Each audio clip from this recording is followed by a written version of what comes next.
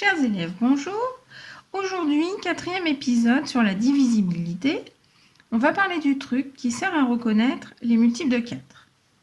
Bon, c'est pas un truc très facile pour ceux qui savent pas bien leur table de 4 ou qui ont du mal à calculer de tête, mais il faut le connaître quand même. J'ai écrit plein de multiples de 4. Les premiers, normalement, on les sait par cœur, si on sait bien sa table de 4. Pour les suivants, il y a juste à ajouter 4 à chaque fois. Et quand je regarde ces multiples de 4, je remarque quelque chose de très spécial sur les deux derniers chiffres, c'est qu'à chaque fois, ce sont les mêmes d'une centaine à l'autre. Ça vient du fait que 100 est lui-même un multiple de 4, donc c'est un peu comme si notre compteur de multiples de 4 se remettait à 0 à la fin de chaque centaine, ce qui fait que pour la centaine suivante, ça recommence de la même façon que pour la précédente. Et comme ça marchera de cette façon-là pour tous les multiples de 4, ça veut dire que pour les reconnaître, on a besoin de regarder seulement les deux derniers chiffres qui doivent former un nombre qui est lui-même multiple de 4. Seul problème maintenant, c'est d'être capable de savoir si un nombre à deux chiffres est un multiple de 4 ou pas. Déjà, tous les nombres impairs sont éliminés puisque les multiples de 4 sont forcément des nombres pairs. Et puis, si on sait bien sa table de 4, on n'a aucun problème jusqu'à 40.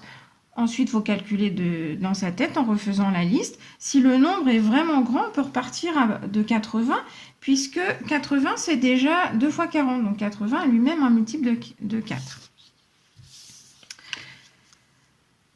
Alors, exemple avec 34. Eh bien, je sais ma table de 4. Je sais que 4 fois 8, ça fait 32. 4 fois 9, ça fait 36. Donc, 34, non, n'est pas un multiple de 4. 52. Ah, je vais partir de 40. 40, 44, 48, 52. Donc, oui, 52, oui. 86. Lui, il est vraiment grand. Allez, je pars de 80. 80, 84, 88. Ah, celui-là, non.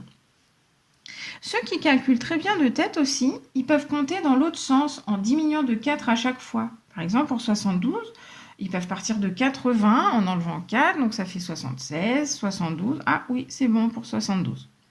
Mais attention, il faut savoir que le cerveau a tendance à faire plus d'erreurs avec les soustractions qu'avec les additions. Allez, encore quelques exemples. 43 561. Eh bien, je regarde les deux derniers chiffres, ils forment le nombre 61, qui lui-même est un nombre impair, donc déjà, c'est réglé. 43 561 n'est pas un multiple de 4.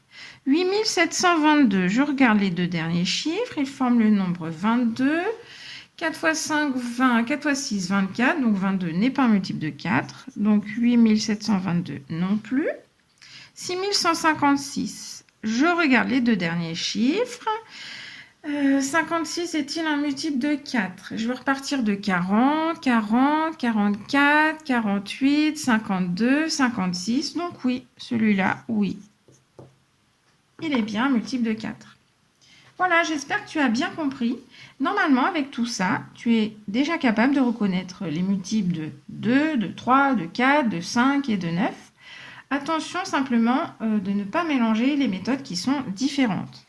Eh bien, entraîne-toi et moi je te dis à bientôt sur Arsène pour de nouvelles aventures mathématiques.